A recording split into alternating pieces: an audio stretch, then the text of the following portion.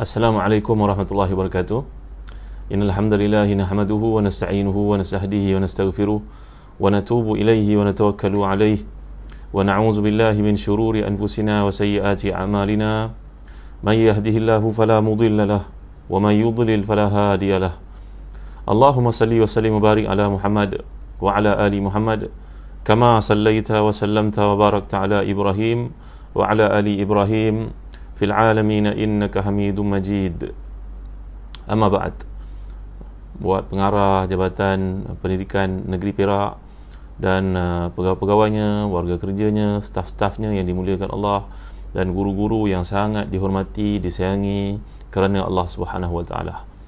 Bahawasanya Nabi SAW mengajar kami untuk memuliakan guru, untuk meletakkan mereka di tempat yang paling tinggi.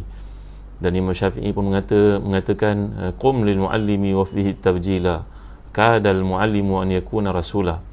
Bangunlah kamu untuk menghormati seorang guru itu, kerana kedudukan seorang guru itu menyamai kedudukan seorang nabi. Maka tuan-tuan, puan-puan yang dimuliakan Allah sekalian, kalian berada di tempat yang sangat tinggi di sisi Allah Subhanahu wa taala. Mudah-mudahan Allah SWT melimpahkan kepada kalian semua keberkatan, kebaikan, kesihatan, keselamatan dunia dan juga akhirat. Renungan kita pada pagi ini dalam kuliah kita pada pagi ini secara online adalah berkaitan dengan nuzul Quran. Satu program penting yang sentiasa kita bincangkan setiap tahun, terutamanya bila memasuki bulan Ramadan. Kerana Al-Quran adalah satu panduan dalam hidup kita dan setiap kita pasti merinduinya, membacanya, mudah-mudahan mengamalkan isi kandungnya. Mudah-mudahan Allah Subhanahu Wa Taala memberkati segala yang kita lakukan, dan mudah-mudahan apa yang kita pelajari daripada Al-Quran ini menjadikan kita orang lebih baik di masa ke semasa. Jadi tuan-tuan dan hadirin dikasihi sekalian, marilah sama kita merenungi di awal kuliah tentang nuzul Quran ini ayat-ayat daripada surah Ad-Dukhan, iaitulah firman Allah Subhanahu Wa Taala, a'udzubillahi minasyaitonirrajim. Bismillahirrahmanirrahim. Hamim wal kitabil mubin. Inna anzalnahu fi lailatin mubarakah. Inna kunna mundirin. Fiha yufraqu kullu amrin hakim. Amran min indina. Inna kunna mursilin. Rahmatan min rabbik. Innahu huwas sami'ul alim. Rabbis samawati wal ardi wa ma bainahuma in kuntum muqinin. Sadaqallahul azim. Ahlan wa sahlan ni kepada semua yang hadir pada kuliah ni, Tulip Mas, Nurizan Umar, Hafizah Mahzura, Ummu Anas, Zi Ahmad, Zainaria Buang, Syahadatul Husna, Ustaz Azman, Ustaz Nizam, Zarina Mukhtar, semua yang hadir, Syafiq Murad yang ada juga bersama dengan kita dalam majlis ilmu pada pagi ni. Saya bersiaran daripada portal ataupun daripada Facebook Jabatan Pendidikan Negeri Perak. Jadi tuan-tuan boleh panjangkan, boleh share video ni kepada sahabat-sahabat kita yang ada di luar. Mudah-mudahan adalah pengisian untuk kita pada hari-hari yang penting daripada bulan Ramadan yang sudah pun mengesok pergi, tuan-tuan, yang sudah pun berkurangan hari-hari pertemuan kita untuk bertarawih dan sebagainya, ya, dengan masa yang begitu pantas berjalan. Ayat-ayat daripada surah Ad-Dukhan ni kalau kita lihat menceritakan tentang penurunan Al-Quranul Karim, nuzul Quran. Jadi ayat ini turun, kata para ulama tafsir berpandu kepada hadis-hadis yang sahih, ia menceritakan tentang penurunan Al-Quran. Jadi Al-Quran ini diturunkan dengan dua peringkat.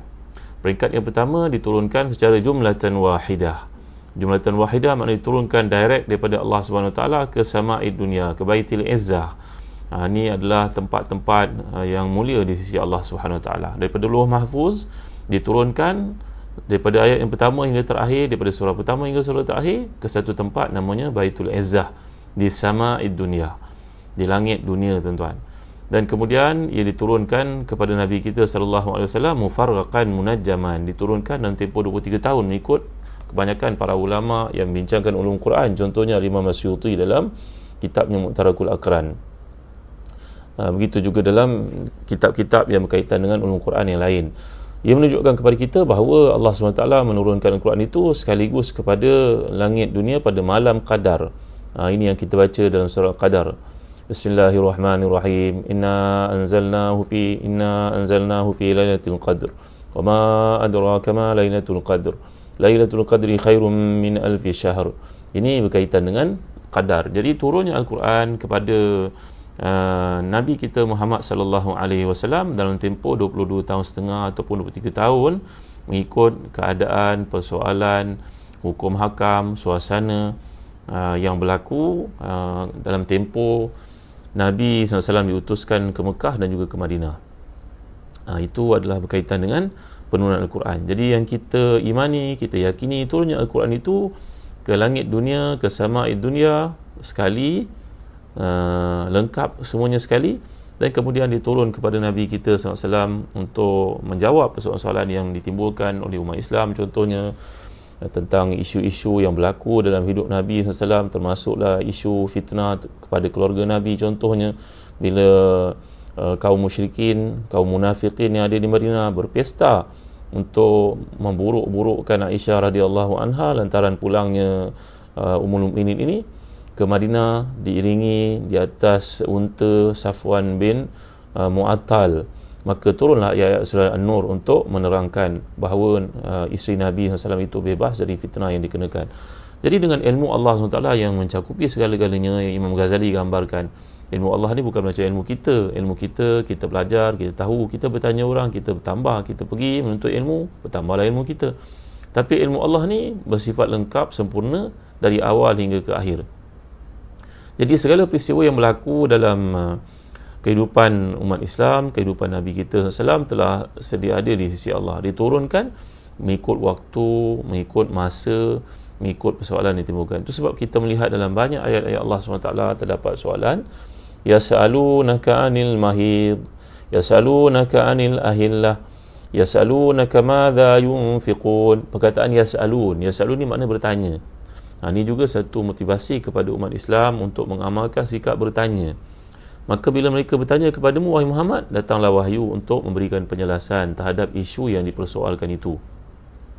Orang Madinah sebagai contohnya, bila Nabi sampai di Madinah, antara pengaruh kuat kepada orang Arab di Madinah adalah masyarakat Yahudi yang ada di sana. Alhamdulillah, Ustaz Adlan jelas clear di Facebook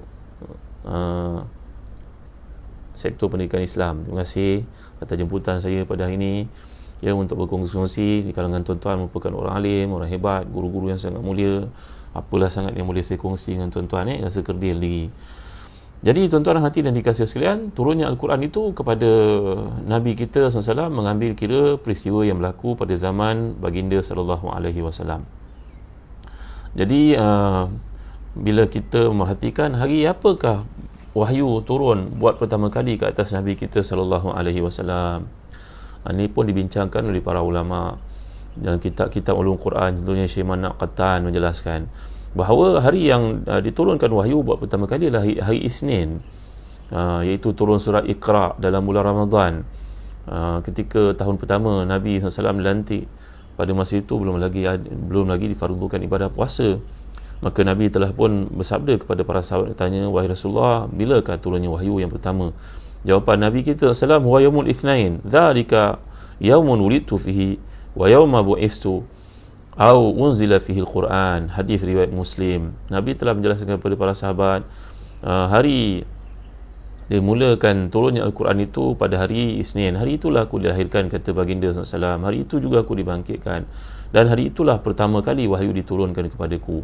Itu sebab Nabi kita SAW suka berpuasa sunat pada hari Isnin. Jadi kita boleh mengikuti perkara ini.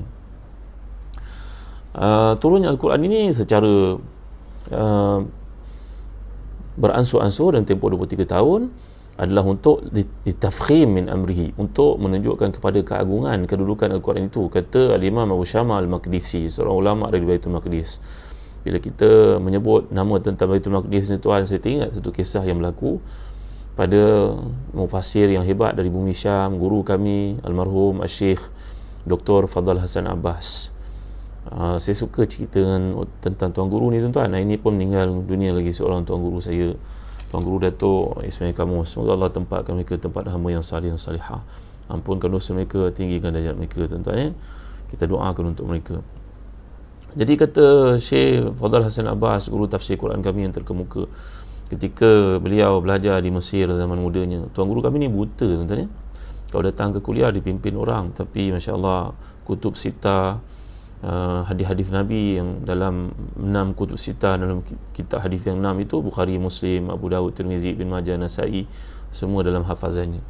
Kalau kita membacakan di hadapannya, tersilap satu titik, yang dhabit dalam akal fikirannya itu lebih tepat daripada apa yang kita baca, yang mungkin berlaku kadang-kadang isqat, jatuh kadang-kadang, ataupun hilang perkataan baris tersebut atau titik tersebut. Dia berkata, ketika aku belajar di Mesir, aku berkumpul dengan guruku di Azhar. Guruku sayang kepadaku, kata Dr. Fadhal Hasan Abbas. Lalu ketika dia bertanya melihat serban orang Jordan, orang Palestin, orang Syria lebih kurang sama. Dia tarbush dia lain daripada tarbush Azhar. Azhar agak kecil. Tapi kalau tarbush ulama-ulama Jordan, tuan-tuan boleh lihat pakaian mereka, ya, pakaian ulama mereka.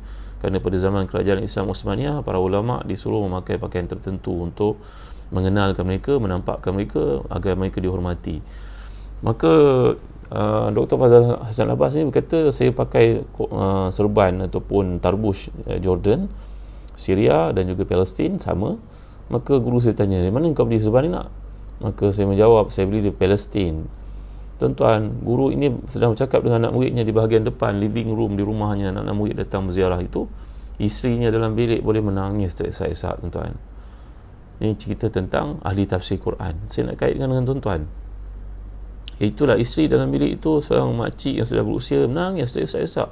Semua kawan saya di bahagian depan rumah itu heran, kenapa dia nangis ya? Rupa-rupanya makcik yang hebat ini menangis kerana terdengar perkataan Palestin. Bagi orang yang baca Quran, mereka akan membuat satu jambatan, tuan-tuan. Tadabbur Quran itu menyebabkan mereka menjambatankan diri mereka dengan bumi-bumi penuh barakah yang disebut oleh Allah dalam Al-Quran.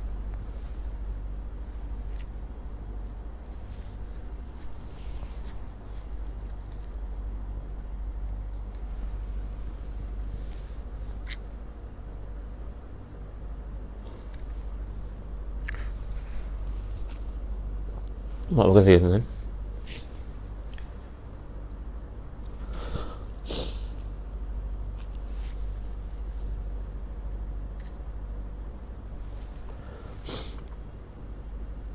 Iaitulah Syekh Abu Syama Al-Maqdisi berkata, tujuan Quran itu diturunkan beransur-ansur oleh Allah untuk litafkhim min amrihi, untuk menampakkan keagungannya, kehebatannya, kedudukannya. Lalu orang-orang kafir berkata kepada Nabi kita SAW, wa qala alladhina kafaru laula nuzila al-Qur'anu jumlatan wahidah kadzalika linuthabbita bihi fuadak wa rattalnahu tartila. Berkatalah orang-orang kafir kepada Nabi kita Muhammad SAW, kalau Al-Quran itu diturunkan sekaligus, kan lebih baik.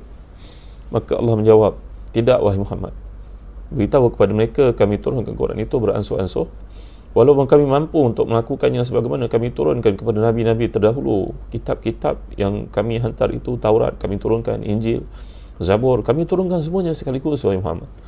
Tetapi untuk engkau tidak wahai Muhammad, linuthabbita bihi fuadak wa rattalnahu tartila, kami turunkan maksud supaya engkau mudah untuk ingat wahai Muhammad, kau dapat mengingatinya wahai Muhammad sallallahu alaihi wasallam, dan begitu juga umatmu. Itu sebab berkata Abdullah bin Umar radhiyallahu anhu, ketika turunnya Al-Quran itu kepada kami turun saja kami terus amalkan, turun yang baru kami dah amalkan yang lama. Tetapi malang bagi kamu semua, kata Abdullah bin Umar, iaitu dia berkata demikian kepada anak-anaknya, kepada anak-anak para sahabat yang ditemuinya lepas wafat para sahabat yang agung-agung, yang hebat-hebat, dan Rasulullah SAW itu dikatakan mereka, kamu Quran turun lengkap di depan kamu, telah ada di depan kamu, tapi kamu yang tak beramal dengannya.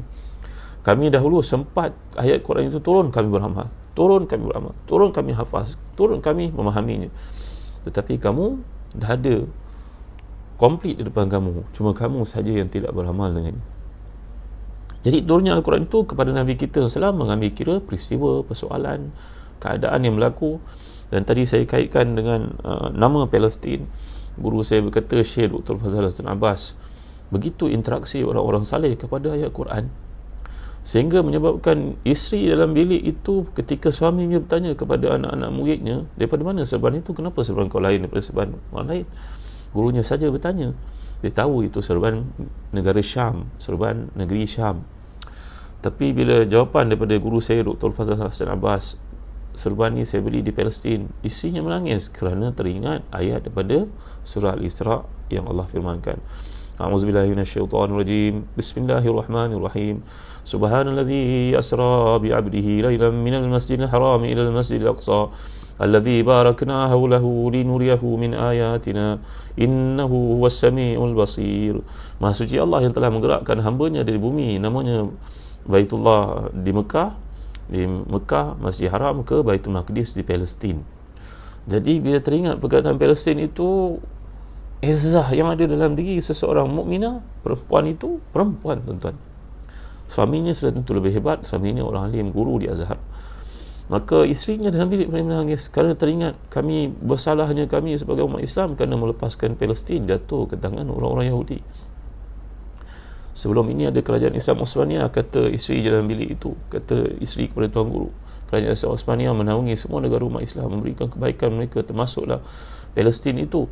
Ketika datang wakil daripada Yahudi untuk membeli Palestin itu dengan emas yang banyak, berbilion nilainya, kata Sultan Abdul Hamid, Sultan Islam yang terakhir itu, berkata, aku tidak akan menjualnya kerana datuk nenek moyang aku membelinya dengan darah mereka. Nanti kalau kerajaan Islam Osmania jatuh, ambillah dia, engkau boleh ambillah daripada tangan umat Islam, kerana kami sudah tidak mampu lagi mempertahankannya. Maka tuan-tuan, ini kasih tuan-tuan, bila mereka baca Quran, mereka berinteraksi dengan ayat Quran. Ini adalah perkara yang penting untuk kita faham bila menyebut tentang nuzul Quran. Jadi para ulama berijma' mengatakan bahawa, kata Ibn Hajar dalam Fathul Bari ketika menjelaskan tentang turunnya Al-Quran, beliau berkata para ulama berijma' mengatakan bahawa Quran merupakan kalamullah, iaitulah perkataan Allah dan bukannya makhluk. Dan dengan fatwa yang dikeluarkan oleh Imam Ahmad 1200 tahun yang lalu, seperti inilah menyebabkan beliau telah pun dipukul, kerana pada zaman itu kerajaan Islam Abbasiyah terpengaruh dengan fahaman mazhab Mu'tazilah.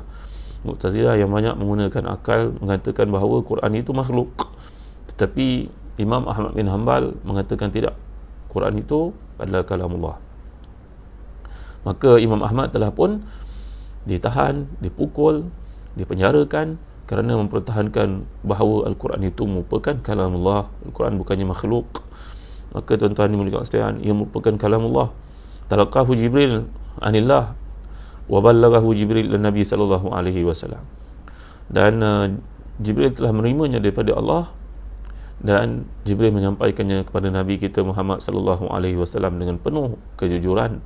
Tidak seperti dikatakan oleh pihak Syiah yang mengatakan bahawa sebenarnya Al-Quran itu sepatutnya diturunkan kepada Ali karamallahu wajhah.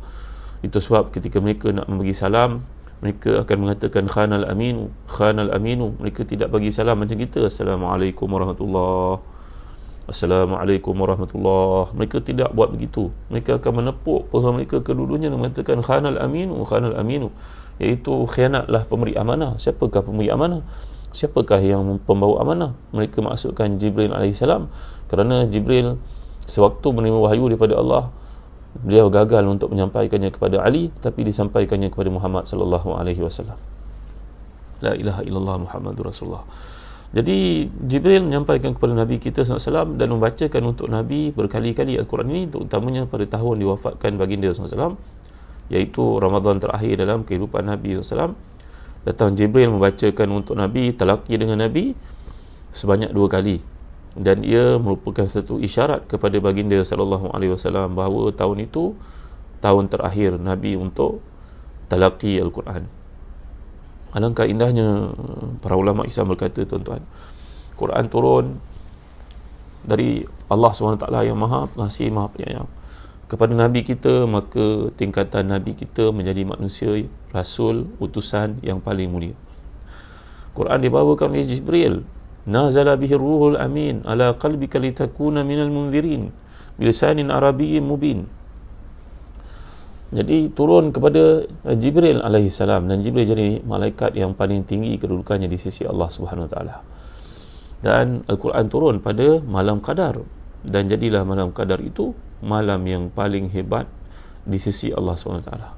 Dan andai Al-Quran itu dibaca oleh seseorang kita, kita akan jadi orang yang paling hebat di sisi Allah Subhanahu Wa Taala. Jadi ini benar sekali kata-kata ni, tuan-tuan yang dimuliakan Allah sekalian. Jadi bila kita lagi berkaitan dengan ni, Allah menjelaskan dalam surah Al-Isra pula ayat 106, surah Al-Isra, untuk mengetahui tuan-tuan, surah yang dicintai oleh Nabi SAW.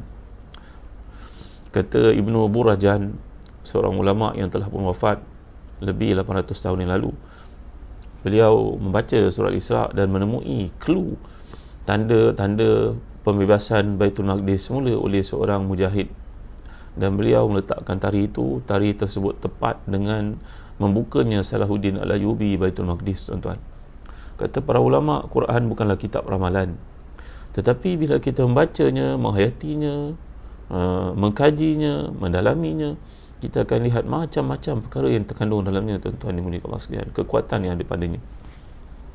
Berkata seorang ulama Islam yang terkemuka, Badi Zaman Sa'id Nursi, dalam kitabnya bertajuk Rasailun Nur, bahawa kedudukan kita orang Islam pada hari ini amat mengecewakan.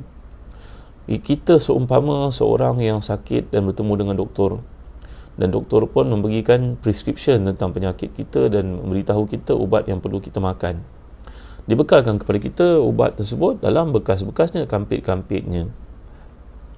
Maka bila seorang pesakit, iaitu kita lah tu, kita pun terima kampit ubat itu, kita bawa pulang ke rumah, kita membaca, makan 2 kali sehari, ambil kampit kedua, makan bila sakit, ambil botol yang ketiga, makan bila batuk. Kita hanya menyebut perkataan yang terdapat di atas kampit itu, tetapi tindakan susulannya tidak berlaku.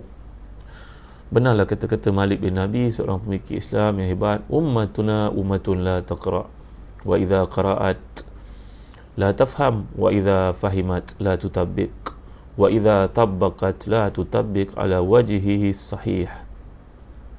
Umat ini adalah umat yang kurang membaca. Bila dia baca, dia tidak faham. Kalau dia faham, dia tidak mengamalkan.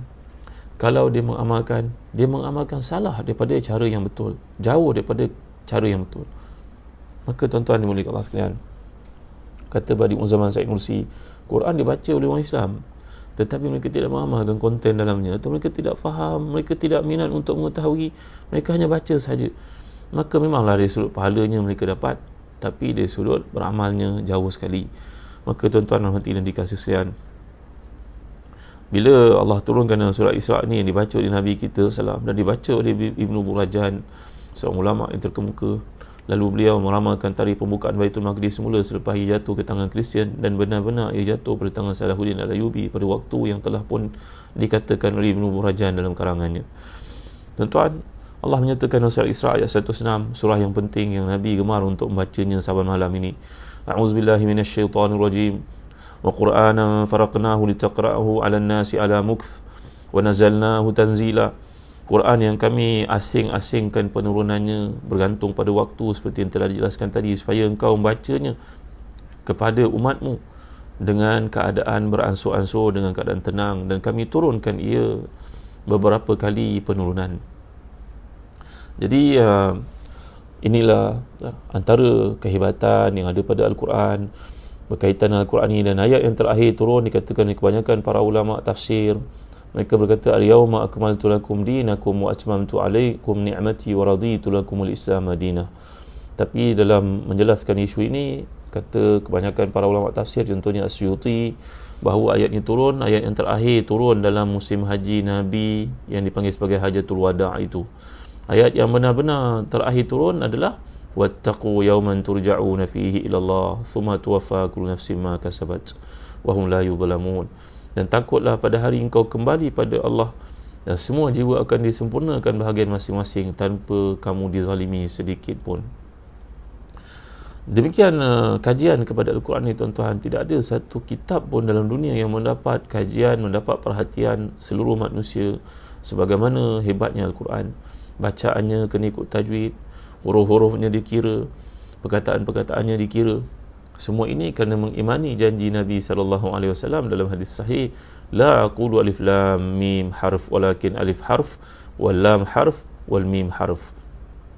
Nabi bersabda setiap bacaan Quran pada huruf-hurufnya satu perkataan itu ada 10 hasanat. Wallahu yudha'ifu liman yasha. Allah boleh lipat gandakan lebih daripada itu. Dan aku tidak berkata pada kamu alif lam mim itu satu huruf, tapi alif satu huruf, lam satu huruf, mim satu huruf. Sampai dikira oleh para ulama, tuan-tuan. Bagaimana kebetulan boleh berlaku? Perkataan yaum dalam Al-Quran itu ada sebanyak 365 kali diulang. Perkataan zakat sama banyak dengan perkataan barakat. Barakah dalam Quran sama banyak dengan perkataan zakat. Berarti bahawa zakat yang kita hulurkan itu adalah keberkatan. Perkataan jannah sama banyak dengan perkataan nar. Subhanallah, Masya Allah, Tabaraka wa Ta'ala. Ya, satu, kalau dikatakan kebetulan yang meningkan kepala si kafir, si musyrik, si ateis, tuan-tuan dimuliakan Allah sekalian. Jadi bila kita melihat kepada Al-Quran ni, sekarang tibalah masa untuk kita berfikir apakah tanggungjawab kita kepada Al-Quran.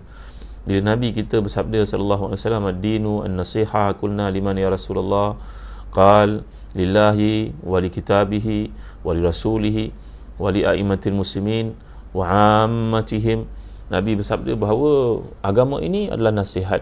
Untuk siapa wahai Rasulullah? Rasulullah menjawab, untuk Allah, untuk kitabnya, untuk nabi-nabinya, untuk nabinya, untuk orang-orang beriman, dan untuk sekalian orang, untuk pemimpin-pemimpin Islam, dan untuk sekalian manusia. Bagaimanakah hak nasihat yang kita berikan kepada Allah?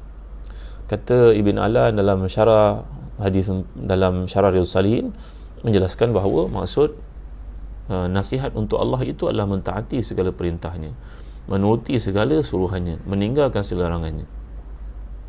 Dan hak kita memberi nasihat kepada Al-Quran adalah kita mengamalkan segala yang terdapat padanya, beriman dengannya, ininya, mengikuti petunjuk-petunjuk yang ada padanya, membacanya siang dan malam. Maka itulah antara tanggungjawab kita sebagai memberikan nasihat kepada kitabullah. Dan demikian juga nasihat kita kepada Nabi SAW adalah mengikuti segala sunnahnya, memperjuangkannya, menjadi orang Islam, mengikut segala sunnah-sunnah Nabi SAW. Nasihat kita kepada para pemimpin umat Islam, menyokong mereka dalam kebaikan, menasihati mereka andai berlaku sebarang kekurangan ataupun kesilapan. Dan nasihat kita kepada orang Islam bukan sahaja dalam bentuk memberikan kata-kata yang betul, malahan bertindak seperti yang kita lihat penjelasan oleh para sahabat Nabi macam Jarir bin Abdullah Al-Bajali radhiyallahu anhu. Ini merupakan seorang sahabat Nabi yang sangat mulia, handsome orangnya. Sayyidina Umar berkata, aku mendengar Rasulullah SAW bersabda, andai engkau nak melihat wajah Nabi Yusuf, inilah rupanya. Jarir ni, tuan-tuan, handsome orangnya. Jarir bin Abdullah Al-Bajali radhiyallahu anhu, bila kita ceritakan tentang nasihat kepada orang Islam, bagaimanakah nasihat? Adakah kita pergi betulkan dia, tegur dia? Itu satu. Tapi Jarir ni satu hari ketika membeli kuda di pasar Madinah, dia mendapati harga kuda yang ditawarkan itu jauh di bawah harga market yang sepatutnya. Katalah seekor kuda harganya 300 dirham. Orang itu menjual pada harga 100 dirham. Maka Jarir bin Abdullah Al-Bajali radhiyallahu anhu menyuruh orang itu menaikkan harga hingga sampai ke harga yang tertinggi. Barulah Jarir membayar harga kuda tersebut. Khadamnya, pembantunya bertanya kepada tuan sahabat Nabi ni, Jarir bin Abdullah Al-Bajali ni, tuan, kan kau orang tu dah jual murah, beli je lah. Kalau kita pada hari ni tiba-tiba dengar ada orang nak jual tanah harganya murah, below market price, kita pun berusaha lah untuk pergi beli, bayar segera, nanti takut terlepas peluang. Sedangkan orang yang jual ni dia terpaksa jual kerana ada keluarganya sakit. Mungkin kerana ada masalah-masalah tertentu. Kita orang Islam pada hari ini elakkanlah sikap mengambil kesempatan terhadap orang-orang keliling kita, tuan-tuan.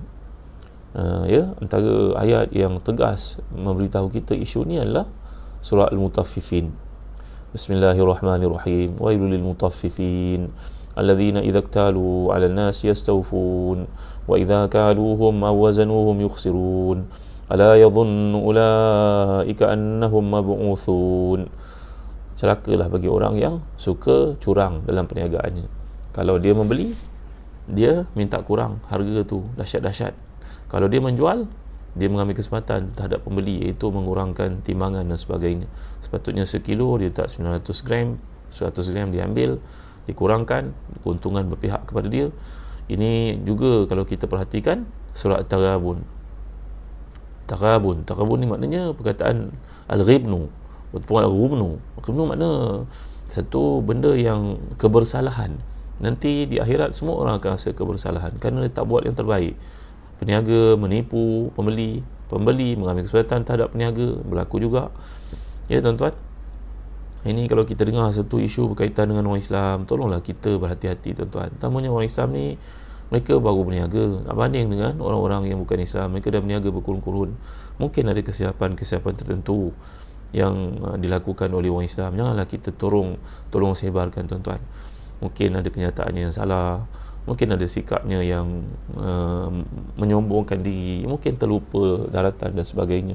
Tapi kita maafkan mereka tuan-tuan, kerana saya teringat almarhum tuan guru saya Datuk Dr. Harundin ketika membincangkan ayat daripada surah Al-Ma'idah, bahawa Allah mengingatkan kita, ya ayyuhallazina amanu may yartadda minkum an dini fasawfa ya'tillahu biqaumin yuhibbuhum wa yuhibbuna adzillatin 'alal mu'minin a'izzatin 'alal kafirin yujahiduna fi sabilillahi wa la yakhafuna lawmata la'im dzalika fadlullahi yu'tihi man yasha. Dalam ayat ini mengajar kita, kalau kamu murtad daripada Islam, Allah pasti menggantikan dalam Islam itu orang lebih baik daripada kamu. Sifat mereka, Allah mengasihi mereka, mereka mengasihi Allah. Yuhibbuhum wa yuhibbuna adzillatin 'alal mu'minin. Mereka itu bersifat rendah diri kepada orang Islam. A'izzatin 'alal kafirin, tegas kepada orang bukan Islam. Kita bukanlah bererti kita menganiaya orang, tak, kita tegas. Dalam perkara asas kita tegas. Kasih sayang diberikan kepada orang Islam, keutamaan kepada orang Islam. Mana-mana tempat dalam dunia pun begitu tuan-tuan. Maka kata Datuk Dr. Harundin kepada kami selaku anak muridnya, kalau engkau ada peluang untuk dapatkan perubatan, pergi pada orang Islam. Kamu peluang membeli barang, beli pada orang Islam. Kerana orang-orang bukan Islam, mereka dah maju ke depan, bagilah peluang kepada orang Islam pula untuk maju. Ya, itu salah satu sebab mengapa orang-orang Yahudi begitu maju dalam dunia tuan-tuan. Kerana sokongan yang mereka berikan kepada bangsa mereka sendiri. Saya terbaca satu buku bertajuk By Way of Deception, bahawa bagaimana Yahudi mula bertapak di Amerika menjadi kuat.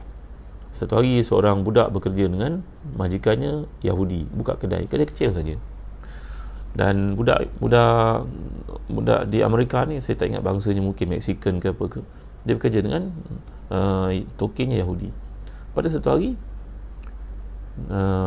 tokennya selalu pergi, dia mengambil barang daripada pembekal wholesaler itu juga orang Yahudi, jauh tempatnya, harganya pun tak adalah murah sangat. Tiba-tiba ada seorang buka kedai, orang Arab buka kedai di satu tempat, kedai barangnya jauh lebih murah daripada pembekal Yahudi itu. Dan budak lelaki yang cerdik ni, Mexican ni, berkata pada bosnya, tuan, saya dapati harga kat situ lebih baik lah tuan lebih untung.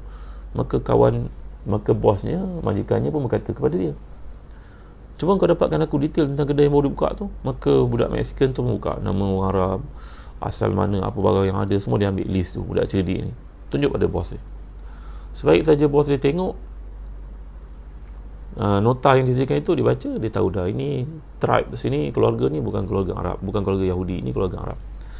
Terus dia kata pada pekerjanya, engkau aku wajibkan ambil juga pada pembekal itu, walaupun harganya jauh lebih mahal, walaupun tempatnya lebih jauh. Kerana aku orang Yahudi bertanggungjawab untuk sokong bangsa aku tak boleh sokong bangsa lain. Kalau kita cerita pada orang, nanti orang kata rasis. Tapi inilah sebab satu bangsa berjaya, kerana rasa sayang kepada bangsanya sendiri. Kerana kita orang Islam pula ada tanggungjawab untuk keluarkan zakat, untuk bantu dan sebagainya. Maksud saya, berhati-hatilah dalam apa saja tomahan yang kita panjangkan berkaitan dengan orang Islam, entiti Islam, organisasi Islam, pemimpin Islam. Jaga-jaga tuan-tuan dimuliakan Allah sekalian. Jadi balik kita kepada apakah tanggungjawab terhadap para pemimpin. Maka Allah, sahabat Nabi yang mulia ni, Jarir bin Abdullah Al-Bajali radhiyallahu an, ketika membeli kuda tersebut, dia beli dengan harga yang lebih mahal daripada yang ditawarkan. Maka pembantunya berkata, tuan, kenapa tuan perlu bayar harga mahal macam tu, padahal dia dah bagi harga murah? Kata Jarir bin Abdullah Al-Bajali radhiyallahu anhu, aku belajar daripada Rasulullah SAW, nasihat itu untuk orang-orang beriman. Aku menasihatinya untuk letakkan harga lebih tinggi, kerana aku dah pun memeriksa harga kuda dia letak itu murah. Mungkin dia tak tahu harga sebenar, mungkin dia terpaksa jual, mungkin anaknya sakit, dia nak perlukan wang segera. Kalau dia tahu, tentu dia tak buat demikian. Maka aku takut dia tak aniaya. Nanti satu masa bila dia sedar bahawa dia tersilap menjual kudanya pada harga murah, lalu orang bertanya kepadanya, anaknya berkata kepadanya, aku tak sampai hati. Nanti dia berkata kepada anaknya, yang membeli kuda ayah itu sebenarnya seorang sahabat Nabi. Dia ambil kesempatan pada ayah, iaitu membeli pada harga yang murah, market value, kerana ayah terpaksa jual pada masa itu. Aku tidak mahu itu berlaku, sedangkan aku ini sahabat Nabi. Aduhai Jarir bin Abdul Bajali radhiyallahu anhu, engkau bukan saja menghimpunkan pada dirimu kekacakan seorang lelaki, kehebatan ilmu seorang alim, kewarakan seorang yang dididik oleh Rasulullah sallallahu alaihi wasallam. Dia berkata, aku bimbang nanti tiba satu masa bila dia sedar harganya itu murah daripada yang sepatutnya, maka dia akan berkata, yang memberi kesempatan kepadaku adalah seorang sahabat Nabi. Itu tidak layak, itu tidak patut, itu tak sepatutnya berlaku. Maka tuan-tuan yang rahmati dan dikasihi Allah, dalam penjelasan para ulama ni tadi, hak kita kepada Al-Quran ada banyak disebut oleh Al-Imam An-Nawawi dalam kitabnya At-Tibyan. Ya, At-Tibyan fi adab hamalatil Quran. Imam Nawawi mengarang kitab ni lebih 700 tahun yang lalu. Masih lagi boleh kita rujuk, kita baca seolah-olah kita melihat ia dikarang untuk zaman kita. Kerana ikhlas macam Imam Nawawi ketika menulis, ke apa itu akan kekal dibaca orang sebenarnya, tuan-tuan. Mudah-mudahan Allah mengurniakan kepada kita keikhlasan ni, tuan-tuan. Jadi di antara amalan ataupun hak Quran yang perlu kita penuhi, wahai tuan-tuan yang dimuliakan Allah sekalian, adalah membaca Quran, menghatamkannya. Dan inilah dia amalan para salafus salih. Al-Imam Muhammad bin Idris Asy-Syafi'i ni, tuan-tuan, siapa tidak kenal Imam Syafi'i?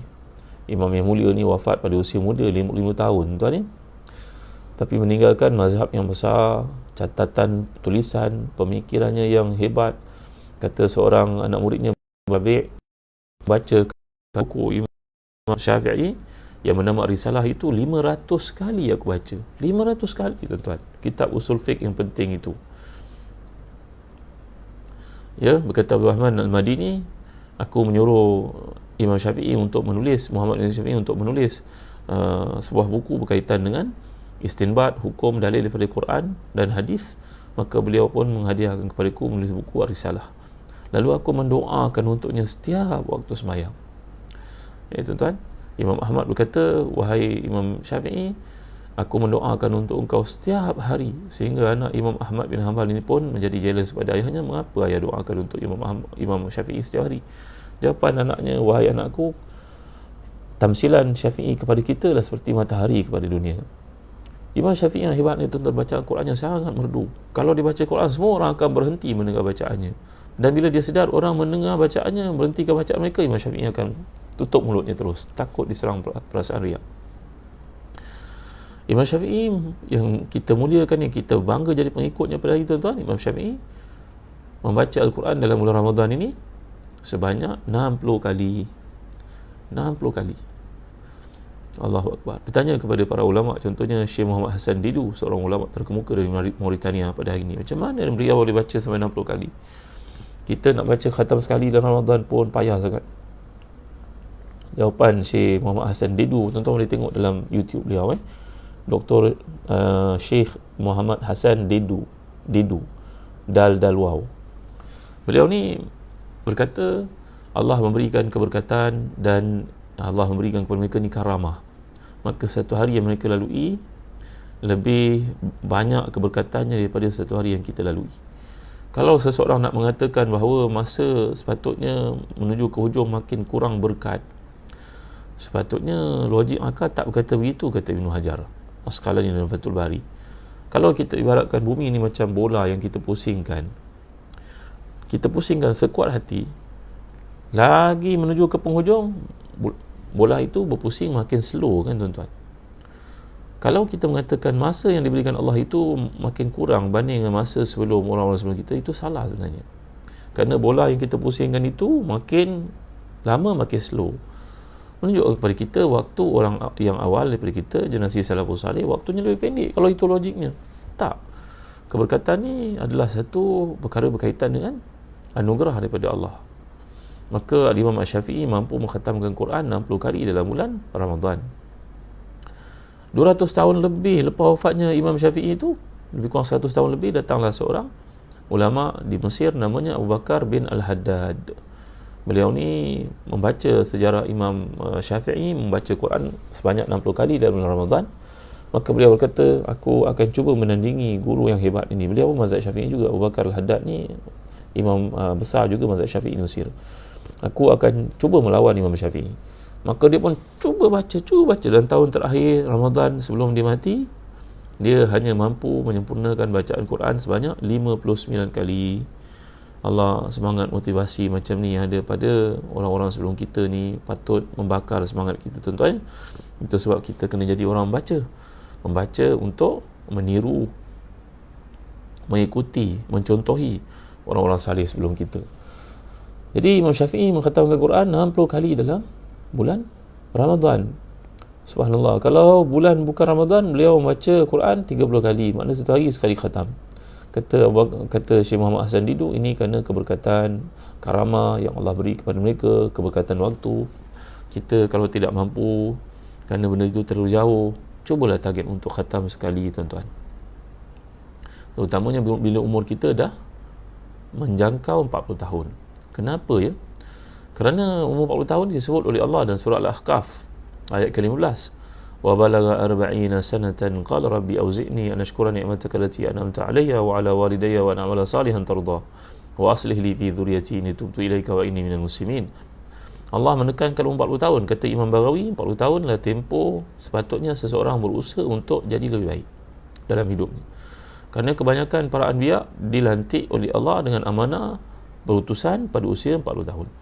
Maka setiap kita kena berusaha untuk mempertingkatkan jati diri Islam kita, kualiti amalan kita bila kita memasuki umur 40 tahun. Maka hendaklah berusaha seseorang kita untuk khatam Quran dalam bulan Ramadan ini sekurang-kurangnya sekali. Bagaimana kalau kita sibuk sangat? Kita ni mungkin kerja yang berat. Mungkin kita ni kerja kontrak. Mungkin kita ni kerja polis, kerja askar, ni kerja-kerja yang sangat mulia, tuan-tuan ni mulia sekalian. Kata seorang ulama Indonesia keturunan Abu Bakar As-Siddiq, namanya Profesor Hasbi Siddiqi. Beliau mengatakan beliau ni keturunan Abu Bakar As-Siddiq radhiyallahu anhu, sebab dia title As-Siddiqi. Beliau berkata bahawa kalau kita tidak mampu untuk khatam Quran, cubalah khatam separuh daripada Quran, 15 juzuk. Kalau tak mampu juga 15 juzuk, cubalah 10 juzuk. Kalau tak mampu juga, cubalah kita target untuk khatam Quran dalam Ramadan ini, khatam pada surah-surah yang utama. Contohnya Al-Baqarah, Ali Imran, Al-Isra yang Nabi suka baca, Al-Kahfi setiap hari Jumaat dalam bulan Ramadan macam hari ini. Lagi apa? Baca surah Al-Waqi'ah. Dalam satu riwayat daripada Abdullah bin Mas'ud, daripada Tabarani, surah ini boleh menafikan kefakiran daripada hidup kita. Surah Al-Mulk yang dibaca setiap malam oleh Nabi SAW, Nabi menjelaskannya sebagai Al-Mani'ah, Al-Munqizah, surah yang akan menjadi pendinding untuk kita ketika ditanya dalam kubur nanti, penghujah bagi pihak kita, lawyer bagi pihak kita. Lagi surah apa? Surah As-Sajadah, Alif Lam Mim Tanzil, yang dibaca pada pagi Jumaat, yang kita sujud tilawah, kita sujud sajadah itu. Lagi juz amma, lagi surah Al-A'la bagi penekanan padanya, surah Al-Ghashiyah. Jadi ini antara cara kita untuk meraihkan Quran, supaya Quran tidak berkata kepada kita di akhirat, inna qaumi ittakhazu hadzal qur'ana mahjura. Wahai Tuhan, sungguhnya umat ini menjadikan aku sesuatu yang ditinggalkan.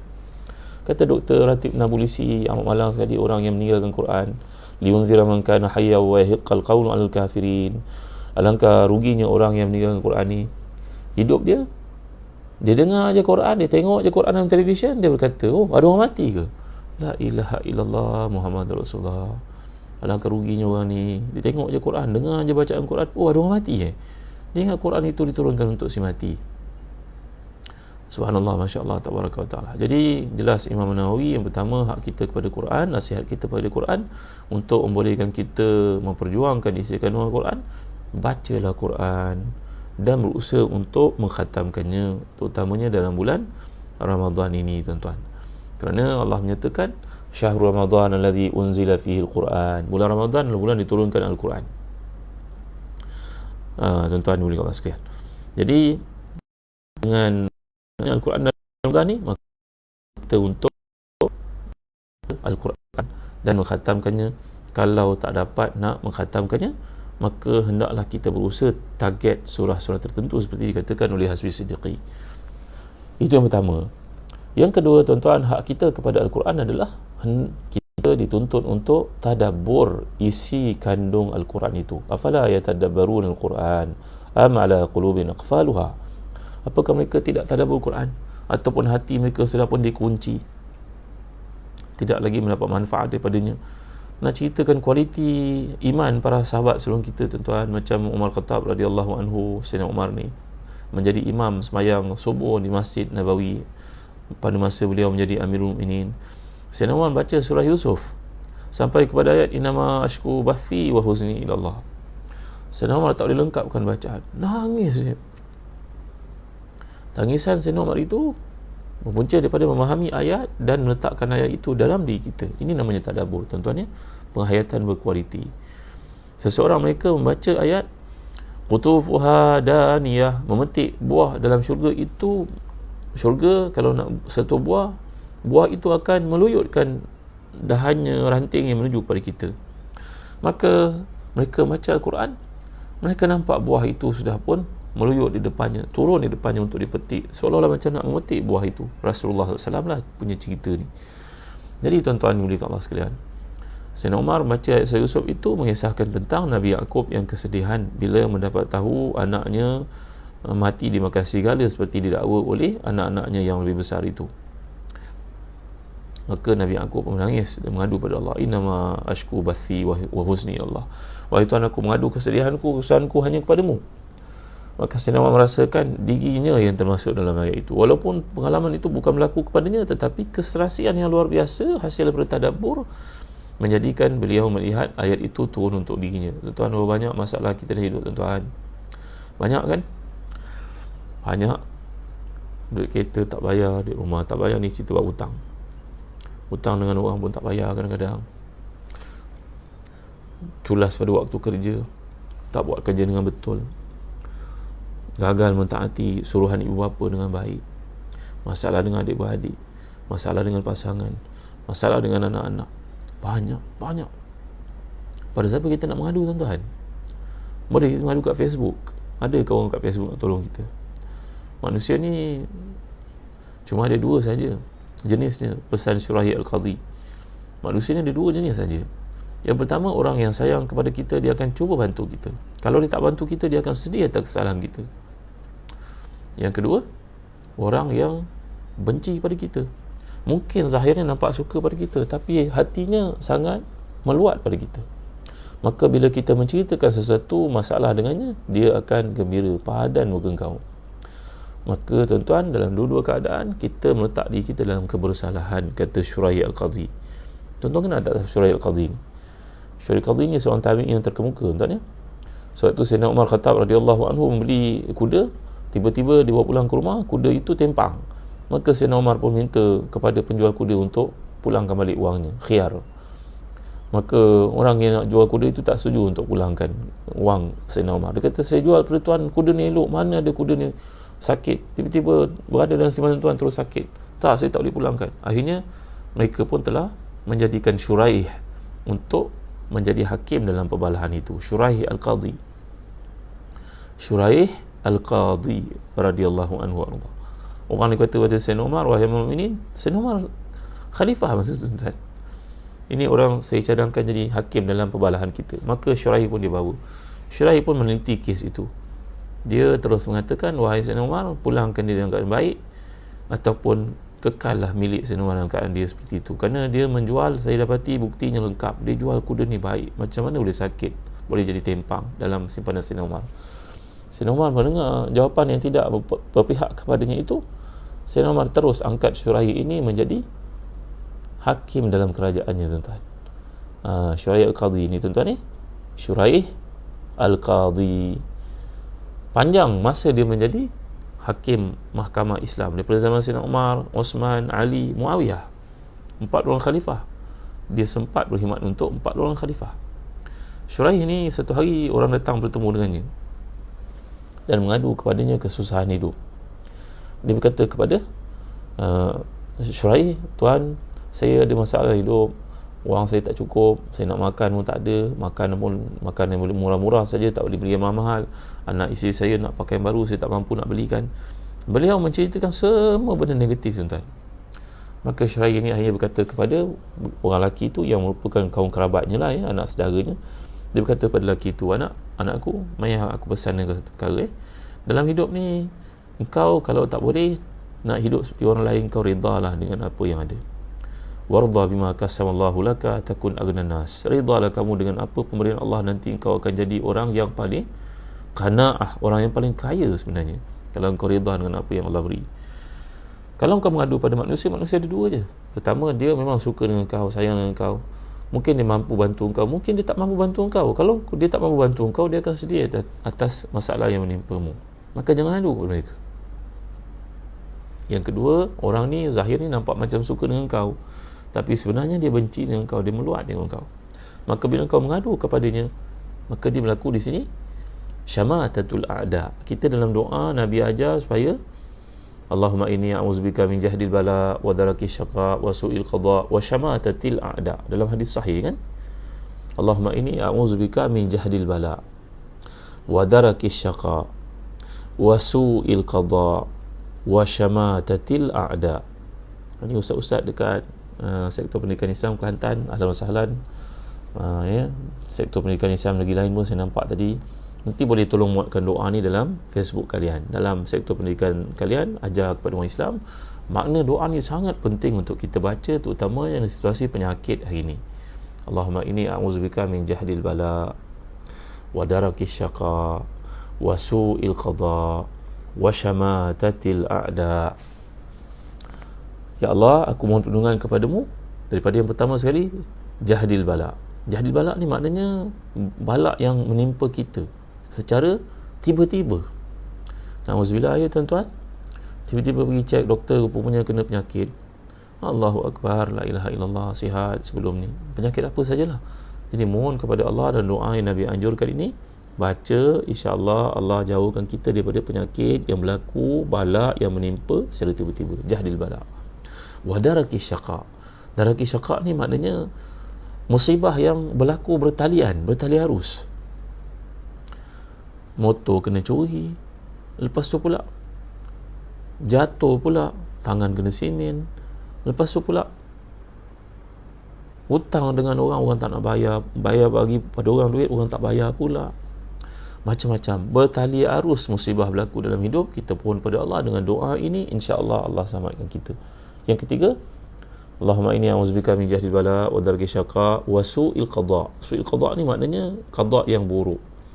Qada, ketetapan Allah semuanya baik, tapi dalam perhatian, dalam penilaian kita, kadang-kadang kita rasa ia tidak patut, ia buruk, ia satu yang tidak enak, maka kita baca su'il qada. Yang terakhir sekali, wa syamatatil a'da, iaitu bergembiranya musuh terhadap sesuatu yang menimpa kita. Pun Nabi ajar untuk kita mohon perlindungan kepada Allah. Baik, cerita Syuraih al-Qadhi tadi, beliau berkata pada Sayyidina Umar Khattab radhiyallahu an bahawa apa yang dibuat oleh Sayyidina Umar untuk minta semula harga kuda ini tidak patut, kerana tuan mendapatnya dalam keadaan baik. Maka tuan kena pulangkan kuda itu dalam keadaan baik juga, barulah dia boleh jual, baru dia boleh pulangkan wang tuan beli padanya. Maka Syuraih al-Qadhi ini berkata kepada anak muridnya itu, kepada anak saudaranya itu, ketika ditanya tentang masalah-masalah hidup, dia berkata, sabarlah anakku, hadapilah yang baik, mengadulah pada Allah, jangan mengadu pada manusia. Ini dalam konteks tadabbur yang kita ceritakan tadi tuan-tuan. Jauh saya melilau. Dan akhirnya Syuraih berkata kepada anak saudaranya yang mengadu kesempitan hidup itu, dia berkata, anakku, sebenarnya untuk pengetahuan kau, mata aku yang belah kanan ni tidak berfungsi sejak lebih 10 tahun yang lalu. Cerita ni dibawa oleh Imam Az-Zahabi dan Syiar Alamin Nubala. Anakku, untuk pengetahuan kau, aku cerita pada kau, sabarlah dalam urusan hidup nak. Sebenarnya mata aku belah kanan ni tak nampak lebih daripada 10 tahun. Aku tak pernah cerita pada sesiapa pun tentang musibah ini. Even malah kepada isteriku pun aku tidak katakan kepadanya mata ni tidak nampak. Kerana Redahlah dengan apa yang Allah beri, syukurlah dengan apa yang ada. Ya, jadi tuan-tuan boleh sekalian, ini hak kita kedua kepada Al-Quran, itu tadabbur Al-Quran. Yang ketiga tuan-tuan, jalankan segala perintah Allah yang ada padanya. Yang halal, yang haram, jauhi. Kalau kita baca ayat tentang riba, kita berinteraksi dengan riba itu, tinggalkan segala bentuk perniagaan yang haram tuan-tuan. Alladzina ya'kuluna riba la yaqumuna illa kama yaqumu alladhi yatakhabbathu syaitanu minal mas. Dzalika bi annahum qalu innamal bai'u mithlu riba. Jangan terlibat dengan skim cepat kaya. Jangan terlibat dengan pelaburan yang menjanjikan untuk kita pulangan senang sewenang-wenangnya. Itu semua riba tuan-tuan yang mulia sekalian. Ketika Imam Malik disebut oleh Imam Ibn Kathir dalam tafsirnya, tafsir Ibn Kathir, Imam Malik berkata, aku membaca ayat-ayat tentang riba, aku dapati tidak ada hukum yang lebih dahsyat yang Allah sediakan untuk pemakan riba, lebih daripada pemakan riba. Hukuman yang paling buruk Allah sediakan untuk pemakan riba.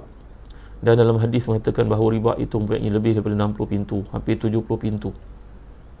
Kata Nabi SAW, dan riba yang paling ringan adalah seperti seorang lelaki itu berzina dengan ibunya sendiri. Na'udzubillah tuan-tuan. Riba, iaitu kita terlibat dengan sistem yang tidak Islamik ini, dalam pembangkan, beli kereta, beli rumah dan sebagainya, ia seperti seseorang itu berzina dengan ibunya sendiri. Kalau dia perempuan, seumpama dia berzina dengan puteranya sendiri. Na'udzubillah tuan-tuan. Jadi bila kita membaca Al-Quran, jalankan segala tanggungjawab yang ada pada Quran, ikut, amalkan, buat sedaya upaya. Bila kita dah tak mampu, Allah beri pada kita hadiah dengan pemberitahuan, la yukallifullahu nafsan illa wus'aha, laha ma kasabat wa 'alaiha maktasabat. Rabbana la tu'akhidhna in nasina wa la tahmilna kama hamalna.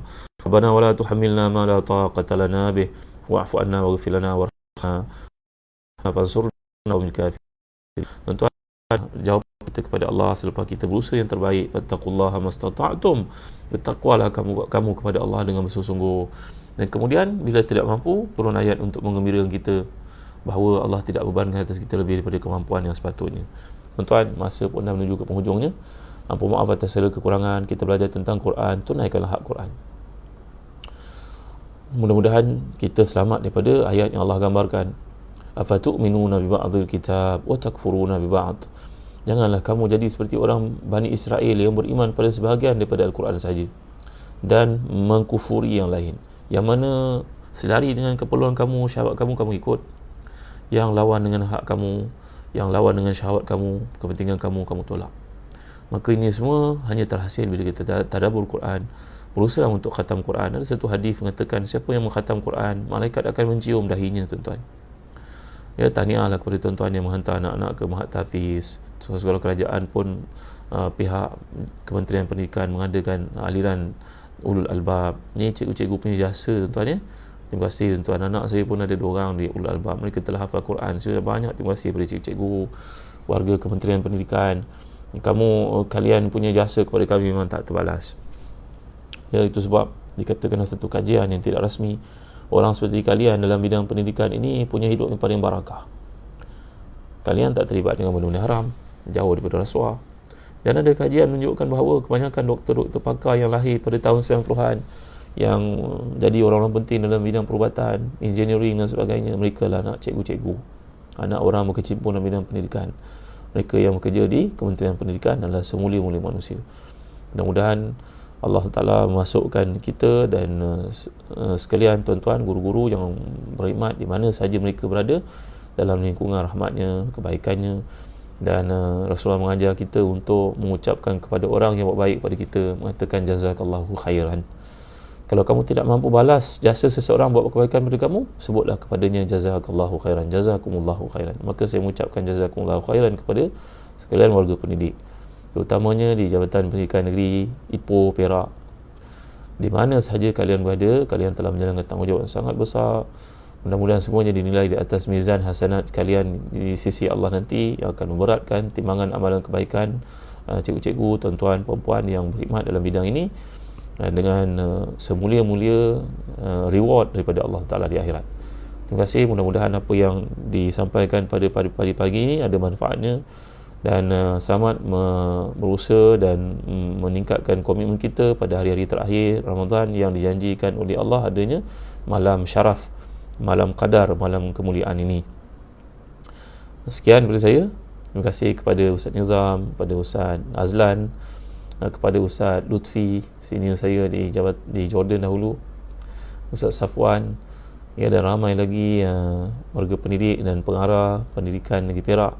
Ada peluang untuk bersama dengan kalian, mudah-mudahan ke akhirat besok. Ingatlah saya, kerana guru-guru kami di negara Syam pesan, man kana minkum najian falyakhuz bi yadi ghairihi. Sesiapa yang di akhirat besok selamat, jangan lupa sambut tangan saya ketika saya nak jatuh dalam neraka. Orang-orang beriman selalu pesan begitu. Kita mungkin tak jumpa, saya pun tak nampak wajah tuan-tuan, tapi kalau ada jasa, ada bakti dengan sedikit doa yang saya sampaikan pada ini, maka kenanglah saya dan doa tuan-tuan, dan kenangkan saya bila di mahkamah Allah besok. Kerana ada orang kita lihat di dunia hebat, tapi di akhirat dia bukanlah sesiapa pun di sisi Allah.